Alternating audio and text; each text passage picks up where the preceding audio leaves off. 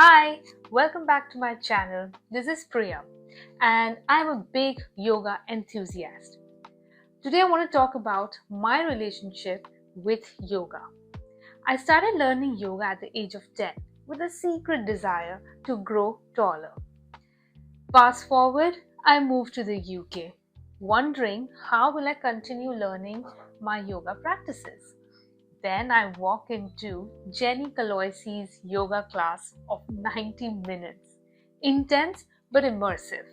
I attended her yoga retreat and then I started realizing that how much it is helping me build my emotional and physical strength.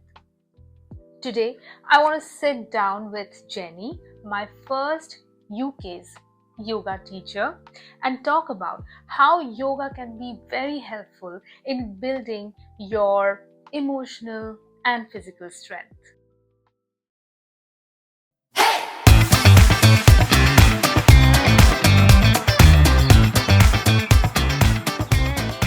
Cup of tea, my dear.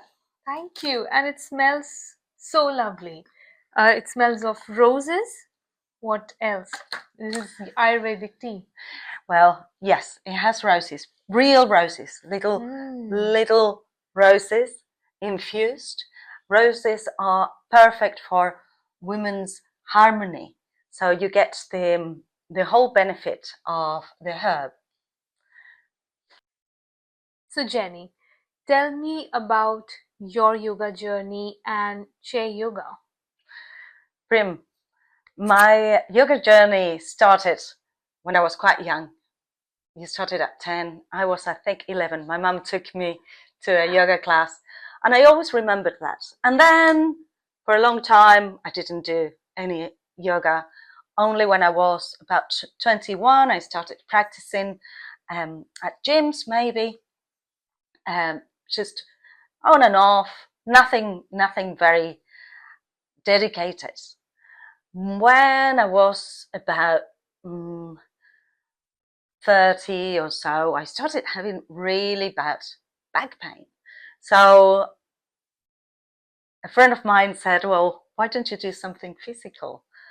And I thought, yes, why not? So I went to India and I trained as a yoga teacher. And at the time, I wasn't thinking about being a yoga teacher. I did it for myself. And then I came back to the UK and I started teaching. And I love it. I absolutely love it. And it has helped with my back pain, but more than anything, it has helped with my mind.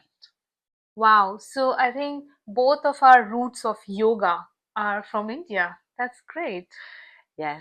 Yoga did start in India, and actually they say that it started in the Himalayas and then went down to India. And I mainly went to India because I felt that I wanted to be immersed in it. It doesn't matter whether you do your yoga in India or in the UK or whatever. Yoga is not about a place. It's about a state of mind, and it's about the union between body, mind, and spirit.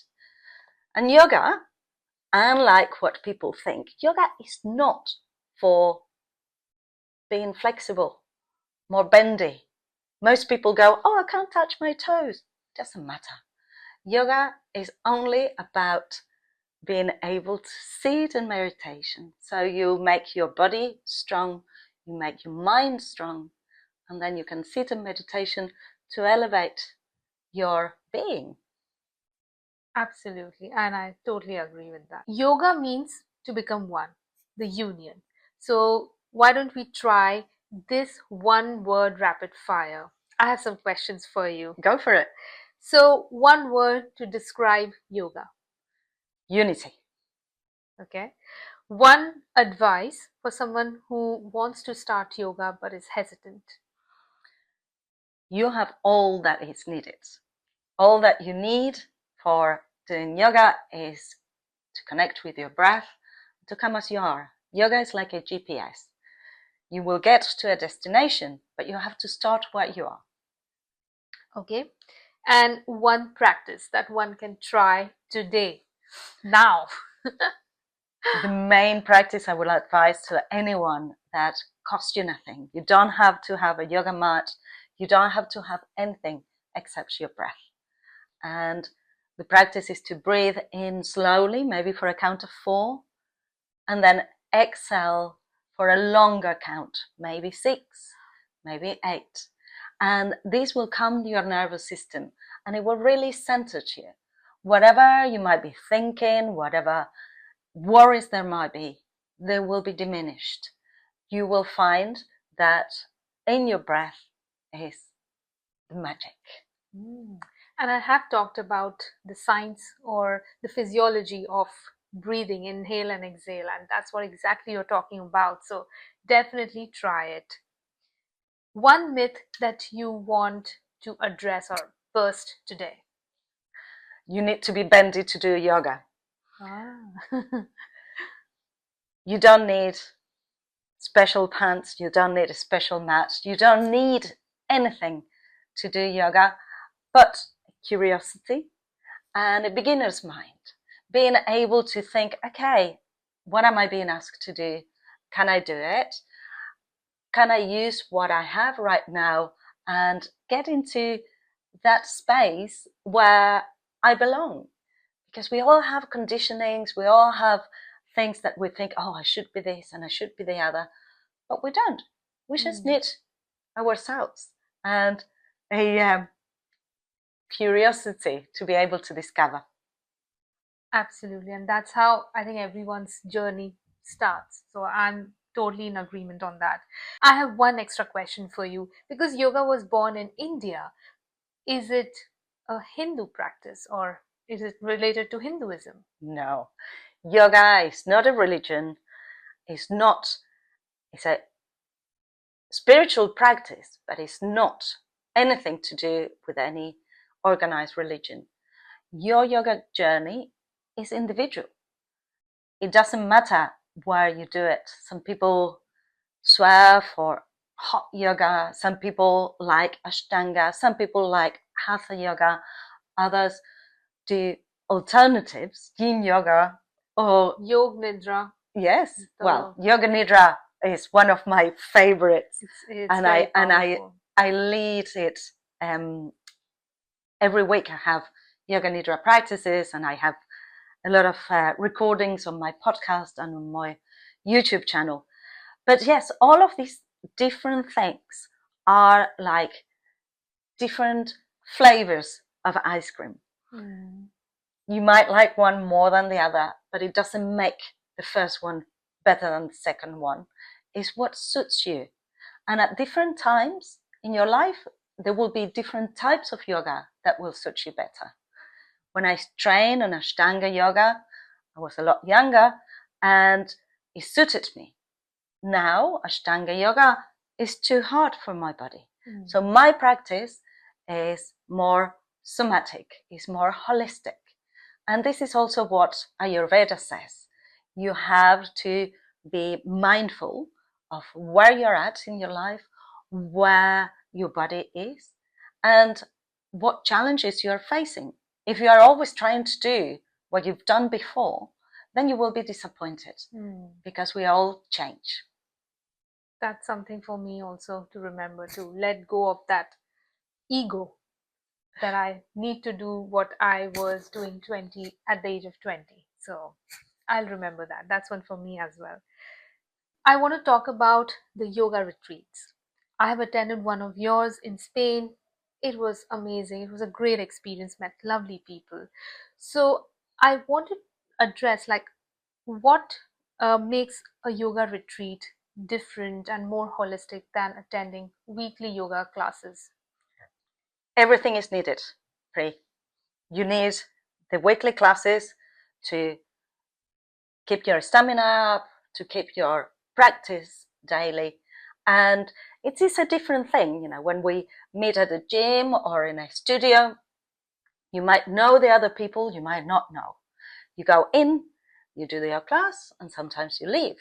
It happens a lot that people don't know each other's names and they say hello and everything, but they don't know who they are. So when I do my yoga retreats, and my yoga events. I do hiking yoga by the sea.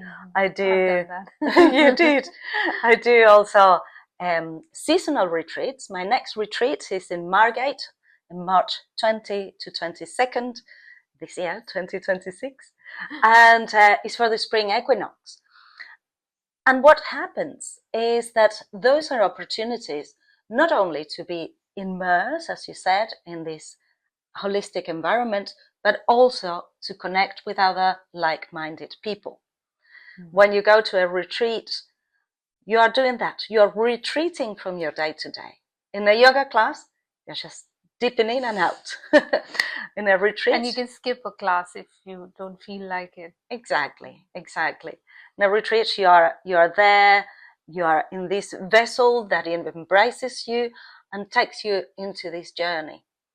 And this is why I'm passionate about retreats. I've done retreats all over the world. Well, almost. In India, in Europe, in the UK. So they all have their place. And I tell you a little story I've learned recently from one of my students. She said to me, I've practiced next to Margaret for a long time, and I didn't even know her name. And one day I wanted to go to one of your retreats. So I commented to her, and she said, oh yeah, me too, but I don't want to go alone. Yes, I don't want to go alone either, they say. So they started talking, and this has been a friendship that has been lasting for the past 3 years. If it wasn't for that opportunity to go to a retreat together, I don't know if they would have spoken. I agree. Yeah, because we just leave the class as soon as it's end of the class, we run out. Yes.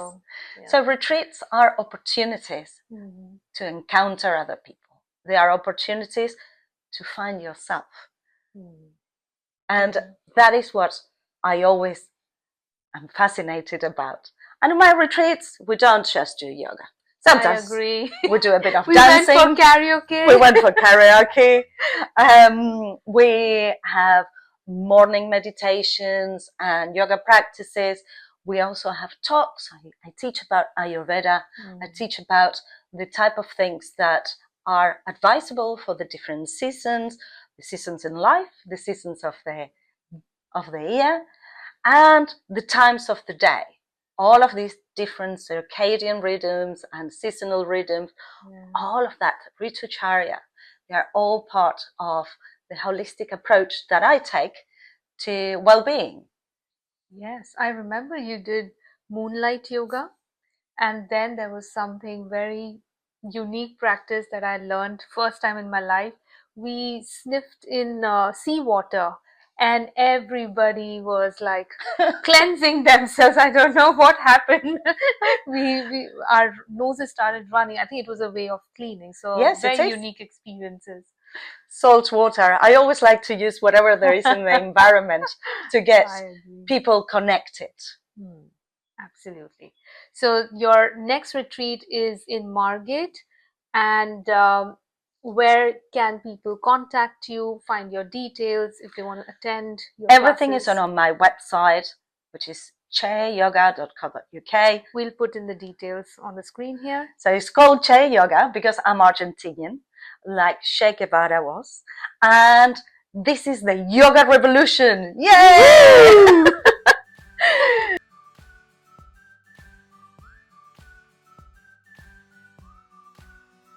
Wow, Geny, it was so nice to chat with you about your journey, sharing your experiences, and I can recollect all those memories. Thank you so much for inviting me here, chatting with me. I'm pretty sure everyone listening will be very interested in your retreats and classes. Thank you, Pri. It's been a pleasure.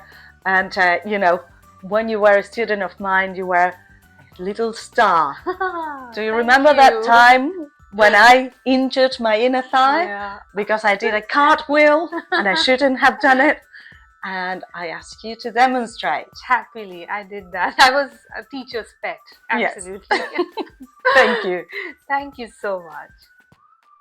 Thank you for watching. Please don't forget to like, comment, share, and subscribe.